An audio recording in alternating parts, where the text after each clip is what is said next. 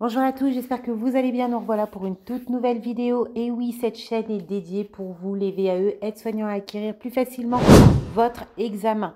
L'objectif ici, c'est de vous aider à établir votre livret de activité par activité.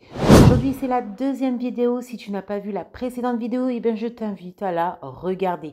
N'oublie pas, actionne bien la petite cloche de notification et je t'encourage également à mettre ce petit pouce vers le haut. Pour ceux qui ne me connaissent pas, moi c'est Héloïse Margotto, passionnée du monde soignant. J'accompagne depuis un certain nombre de temps les élèves du nouveau référentiel à acquérir plus facilement leur diplôme à travers les IFAS, car je me déplace en IFAS pour former les élèves, mais également à travers les réseaux sociaux. Si tu n'es toujours pas abonné à la chaîne Révision Aide-Soignante 2.0, je t'invite fortement à aller aussi à t'abonner à cette première chaîne dans laquelle nous avions à ce jour plus de 30 000 abonnés qui soutiennent fortement cette chaîne, car grâce à cette chaîne, beaucoup sont diplômés à l'heure d'aujourd'hui. Si tu n'as toujours pas le livre des 10 modules, même si tu es en VAE, ce livre te permettra également d'apprendre l'aspect théorique pour te préparer à l'oral et pour la conception de ton dossier. Et si tu souhaites rentrer à l'académie VAE d'Héloïse, tu as le lien directement via commentaire épinglé juste en bas. Plusieurs sessions sont ouvertes dans l'année dans laquelle nous prenons quelques personnes, pas beaucoup, et qu'on se concentre activité par activité de votre livret 2, mais également l'oral en intensité. Dans la première vidéo, nous avons parlé de la rubrique A, activité 1. C'est la présentation dans le cadre professionnel, mais également toutes les actions, les accompagnements, les contextes que vous avez donc menés lors de votre parcours professionnel. Il ne suffisait pas simplement de les lister, mais également d'expliquer. Et donc, je vous invite à la regarder, cette fameuse vidéo qui était postée précédemment. Aujourd'hui, nous allons travailler sur la rubrique B, activité 1. C'est ta situation, une situation qui est réelle, celle où tu vas montrer concrètement ton accompagnement, ton observation et ton analyse. Ta rubrique B doit être claire, organisée. Je te conseille de la construire en 5 étapes. Oui. Première étape, prends note. Un stylo, un papier, une feuille. Présentation de la personne et du besoin perturbé. Deuxième étape, observation, donc c'est-à-dire ce que tu constates. Troisième étape, action réalisée, ce que tu as fait en accompagnement. Quatrième étape, résultat et évaluation. Cinquième étape, tout ce qui a à voir avec la collaboration, IDE, traçabilité, etc. Les exemples de situations que tu peux choisir. Attention, je te conseille fortement pour ta rubrique B de choisir une situation en lien avec les soins de nursing, c'est-à-dire aide à la toilette au lavabo, toilette partielle ou complète, toilette au lit, voire douche. Bien sûr, tu peux faire d'autres situations qui ont à voir avec l'aide au repas, aide au lever, accompagnement au coucher, ou voire même aide à l'élimination. Mais là, ça ne sera pas suffisant pour beaucoup de jurys. Ils préfèrent vraiment les moindres détails du soin de nursing. Plus il y a de richesse dans le soin de nursing, mieux ce sera. Ça sera plus convaincant pour eux que tu maîtrises tout ce qui est l'intimité, l'autonomie, la pudeur et les protocoles à respecter. Une fois que tu as choisi ton sujet, je t'invite fortement, dès la première chose, la première chose que tu vas faire, c'est de mettre un titre. Par exemple, aide ou accompagnement à la toilette au lit. La deuxième étape est tout simplement le contexte global. Il va falloir que tu nommes le type d'établissement, attention à l'anonymat, comprendre le lieu d'exercice, de l'organisation, du soin, ne pas donner de nom réel de l'établissement. Il faut vraiment que ça soit court. Voilà, à ce jour, je suis en poste en tant que ASH menant des tâches aide-soignant dans un établissement type EHPAD qui accueille tel type de patients, de résidents. Voilà.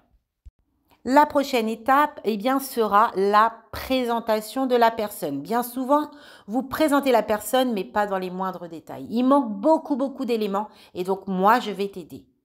Oui, avant de décrire une situation, on a besoin de visualiser quel type de personne, car chaque personne, en fonction de son gire, son autonomie, de sa pathologie, de sa façon d'être, va avoir un accompagnement totalement différent.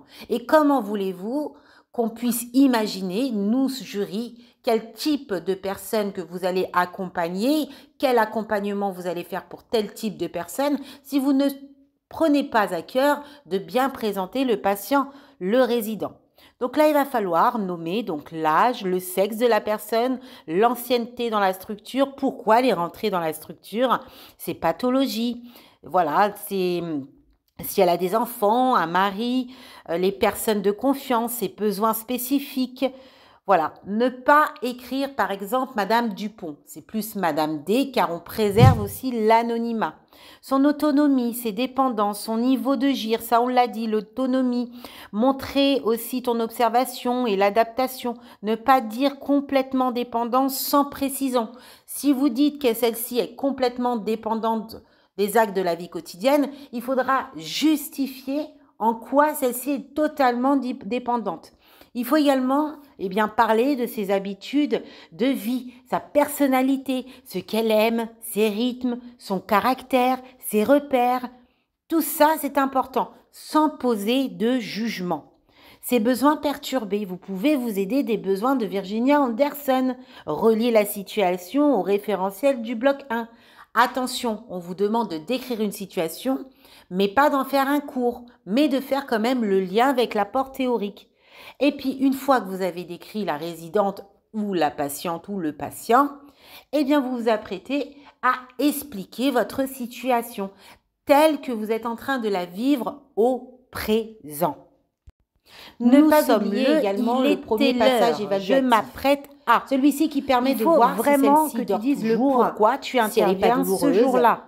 Si elle est prête, tes tâches, et lui informer également amener naturellement ton accompagnement. Ne pas partir directement sur je fais la toilette sans contexte. Il nous faut un contexte. Par exemple. Cela vous permet également de voir si celle-ci a bien dormi pour adapter votre accompagnement. Après acceptation, vous allez donc préparer après, donc du coup, le matériel. Mais vous imposez jamais le premier passage en entrant avec le matériel de soin.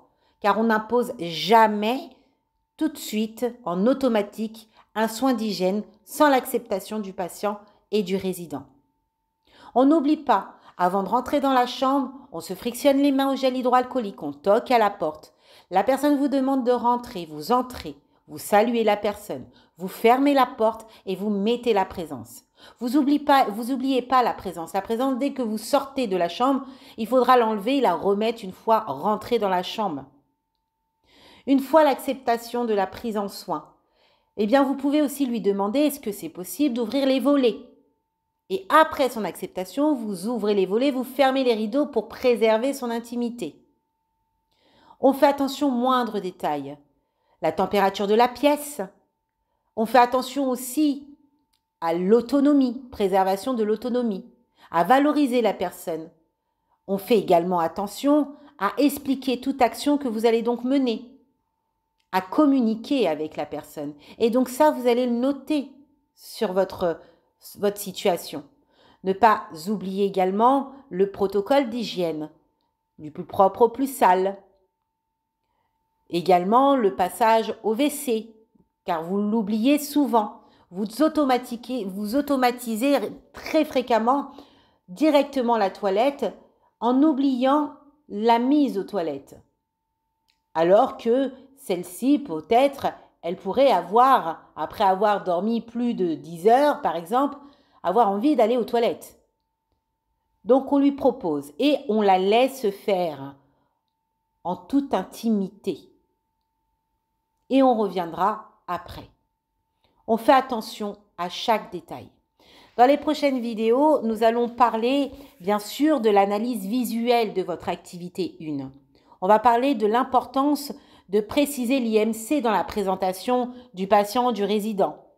comment on calcule l'IMC, on va parler du GIR, on va parler de la dépendance, on va parler de plein de choses avant de passer à l'activité 2. Je rappelle, dans très peu de temps, il y aura une session VIP sur YouTube qui vous permettra d'avoir des exemples de rédaction et un peu plus de contenu. Si cela t'intéresse, reste vigilant car ce sera ouvert dans les prochains jours et tu pourras y accéder si tu le souhaites. À bientôt.